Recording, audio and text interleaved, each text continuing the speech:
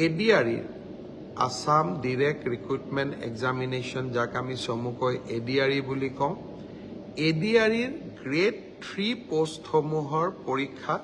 15, 22 আৰু 29 ছেপ্টেম্বৰত অনুষ্ঠিত হ'ব আৰু আজি আমি সিদ্ধান্ত ললো যে অহা 3 অক্টোবৰৰ পৰা পুলিচৰ ফিজিক্যাল টেষ্টসমূহ আৰম্ভ হ'ব মই আকৌ এবাৰ কৈছো যে গ্ৰেড 3 পোষ্টসমূহৰ বাবে ইণ্টাৰভিউ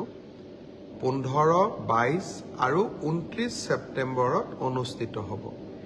এই পৰীক্ষা এবাৰ লোকসেৱা আয়োগে পতা পৰীক্ষাৰ আৰ্হিত হ'ব প্ৰথমতে প্ৰিলিমিনাৰী পৰীক্ষা হ'ব তাৰ পিছত মেইনছ হ'ব আৰু মেইনছৰ পিছত আমি ভাইভা প্ৰক্ৰিয়াৰ মাজেৰে আমি সমগ্ৰ ইণ্টাৰভিউ প্ৰক্ৰিয়াটো সমাপ্ত কৰিম